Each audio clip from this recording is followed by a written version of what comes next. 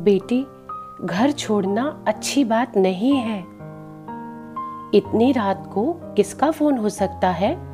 सावित्री जी अपने पति से कहती हुई फोन उठाने चली गई। घड़ी पर नजर डाली तो देखा कि रात के 1 बजे हैं। अनहोनी की आशंका से फोन उठाया। हेलो। तभी सामने से आवाज आई, हेलो मम्मी। सावित्री जी ने फोन पर स्नेहा की आवाज सुनी तो वो एकदम से घबरा गई और घबराते हुए बोली, क्या हुआ स्नेहा बेटा, इतनी रात को फोन कैसे किया? वहां पर सब ठीक है ना? तभी स्नेहा बोली, माँ कुछ भी ठीक नहीं है। मैं घर से बाहर निकल गई हूँ। पापा को भेजो, मुझे यहाँ से ले जाएं। अब मैं वहां एक पल भी नहीं रहूंगी। स्नेहा की ऐसी बातें सुनकर माँ ने हड़बड़ाहट में कहा, अच्छा भेजती हूँ, लेकिन बेटा इतनी रात को घर से कोई निकलता है क्या? तभी स्नेहा ने कहा, मम्मी मैं हलवाई की दुकान के पास हूँ। और यह कहकर स्नेहा ने फोन काट दिया। सावित्री जी ने जल्दी जल्दी अपने पति दिवाकर जी को पूरी बात बताई। दिवाकर जी ने गाड़ी की चाबी उठाते हुए कहा, पागल है क्या ये स्नेहा? इतनी रात घर से निकल गई, कुछ ऊंच नीच हो गई तो इसका कौन जिम्मेदार होगा? सावित्री जी अपनी बेटी के गुस्से और जिद से भली भांति परिचित थी। वह जानती थी कि यह घर से निकलने की आदत उसकी नई नई नहीं है। 4-5 घंटे बाद खुद ही घर चली जाती है। पति को धमकी से काम कराना स्नेहा की तो जैसे आदत सी हो गई थी। लेकिन इतनी रात को वो घर से पहली बार निकली है।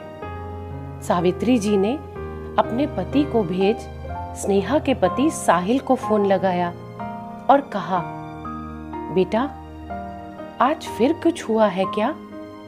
तभी वहां से साहिल ने कहा, मम्मी जी नमस्ते। आज उसे अपने घर ले जाइए और फिर वापस मत भेजिएगा। उसके नखरे और डिमांड अब मेरे बलबूते से बाहर हो गई है। उसे कुछ भी बोलो तो वो घर छोड़ने की बात करती है। पिछली बार मुझसे बिना पूछे डायमंड का सेट लेकर आ गई। आज तक पूरे पैसे मैं नहीं दे पाया हूँ। मना किया तो कहने लगी कि मेरी घर में हैसियत ही क्या है सिवाय एक नौकरानी के, जो खाने और कपड़े पर रहती है बस। मम्मी जी आज मेरे क्लाइंट आए थे, मैं उनके साथ डिनर पर गया था। 10:30 बजे घर आया तो देखा कि स्नेहा मैडम घर पर ही नहीं है। फोन करके पूछा तो कहने लगी कि फ्रेंड्स के साथ में हूँ, आती हूँ कुछ देर में।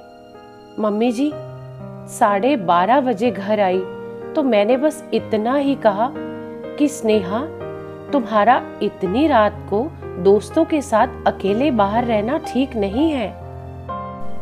अगर हम दोनों होते तो ठीक था, लेकिन वो तो उल्टा मुझ पर ही बरस पड़ी और घर से निकल गई।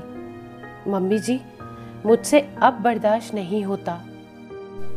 तब सावित्री देवी जी ने साहिल से कहा, अच्छा बेटा चलो कल बात करेंगे, अभी तो स्नेहा के पापा उसे लेने गए हैं।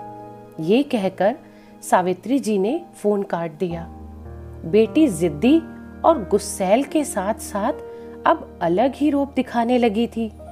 जमाई सीधा था तभी सहन कर रहा था, और कोई होता तो शायद से सहन ना करता।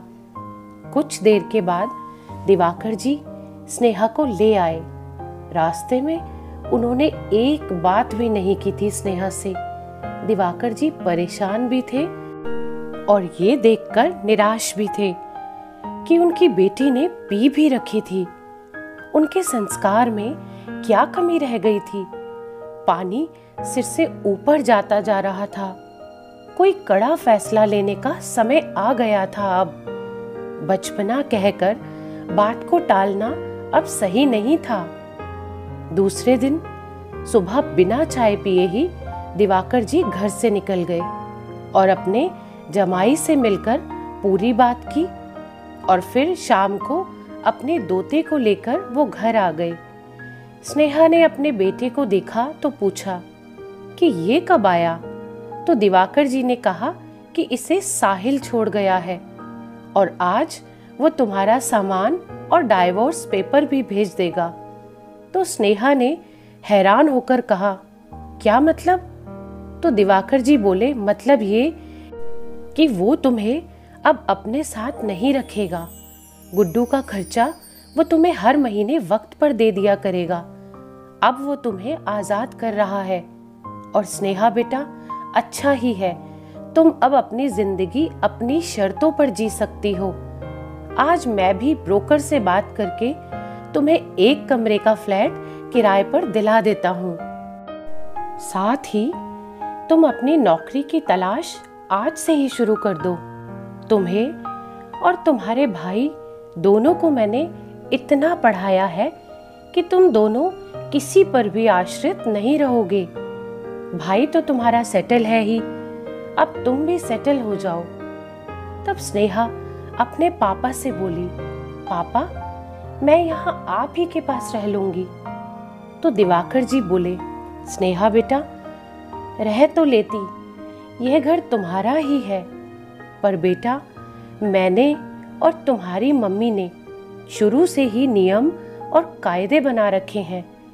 इस घर में तुम एडजस्ट नहीं कर पाओगी।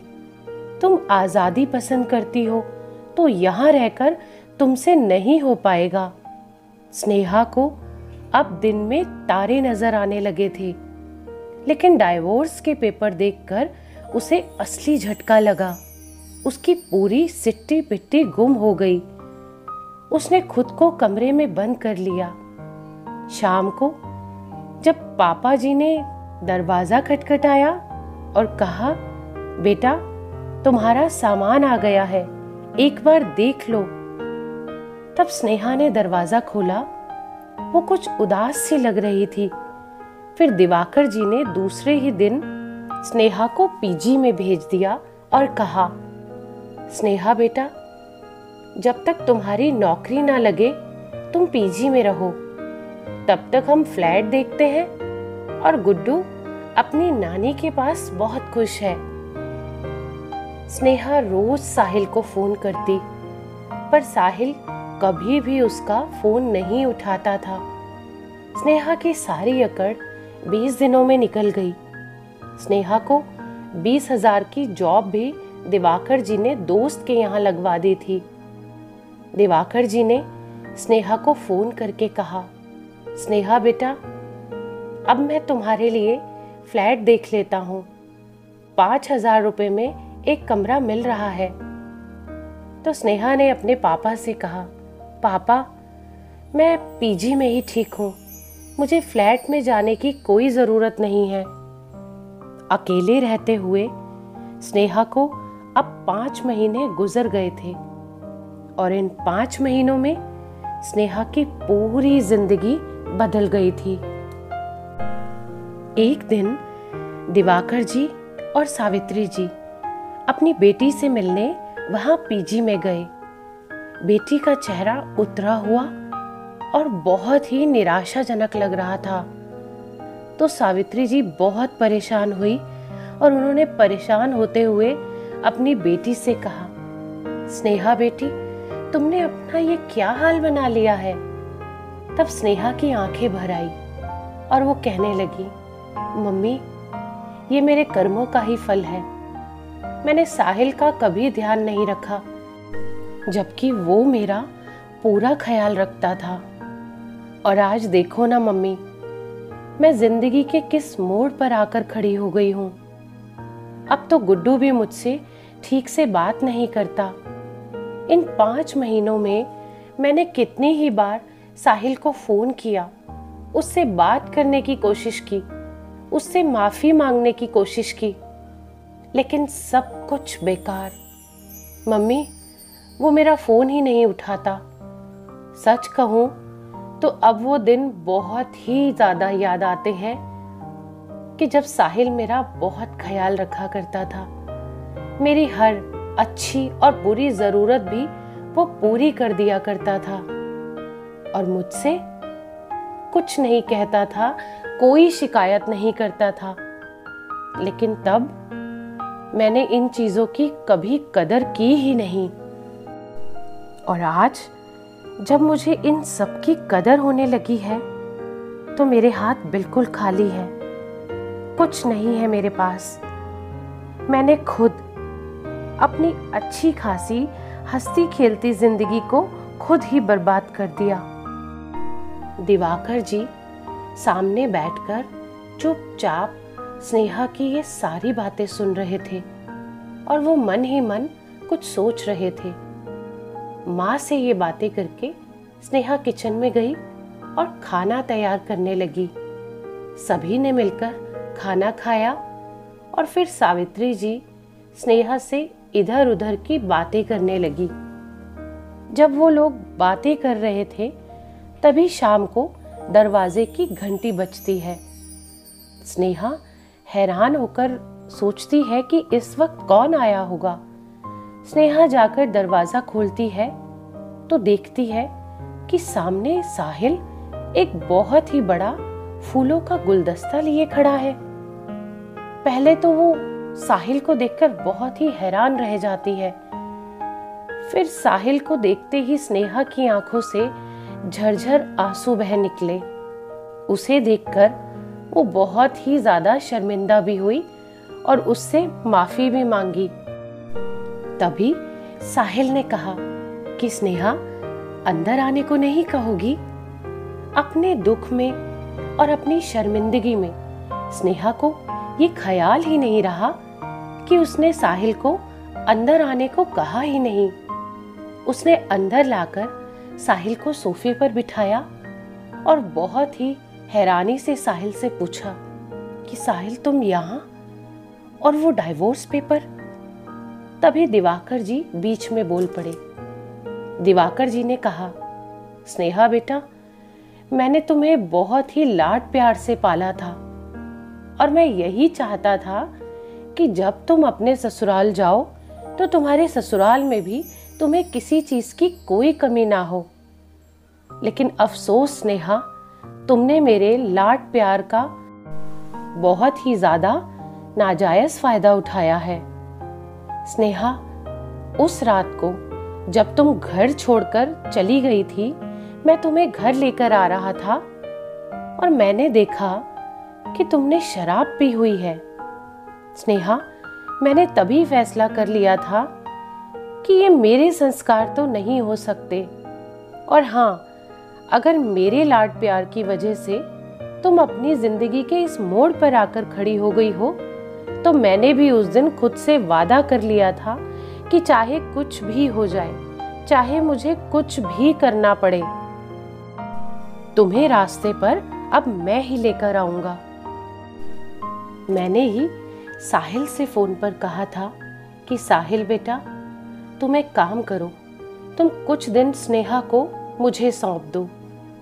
जिस बेटी को लाड प्यार से पाल पोस कर मैंने इतना बड़ा किया है, उसे रास्ते पर अब मैं ही लेकर आऊंगा।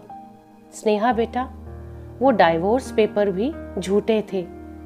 तुम्हें रास्ते पर लाने, तुम्हें सबक सिखाने और तुम्हें रिश्तों की अहमियत बताने के लिए मेरे पास इसके अलावा और कोई रास्ता था ही नहीं। स्नेहा बेटा, माँ बाप अपने बच्चों की तकलीफ नहीं देख सकते, लेकिन बेटा, जब वो बच्चे ही अपने रिश्तों में तकलीफें पैदा कर दें तो माँ बाप को कोई ठोस और कड़े कदम लेने ही पड़ते हैं। स्नेहा के आंसू रुकने का नाम ही नहीं ले रहे थे। ये सब सुनकर स्नेहा अपने पापा के गले लग गई और उसने अपने पापा से कहा कि पापा, आपके इस ठोस कदम ने मुझे सचमुच बदल कर रख दिया है। मुझे रिश्तों की अहमियत का एहसास करा दिया है। और पापा, मैं सच कहूं कि मैं बहुत खुश नसीब हूं कि वो डाइवोर्स पेपर नकली थे। मुझे आपने, साहिल ने और जिंदगी ने एक नया मौका दे दिया है। पापा, मैं वादा करूंगी कि इस मौके को मैं कभी बर्बाद नहीं करूंगी। इस रिश्ते को अब मैं बहुत ही सहेज कर रखूंगी।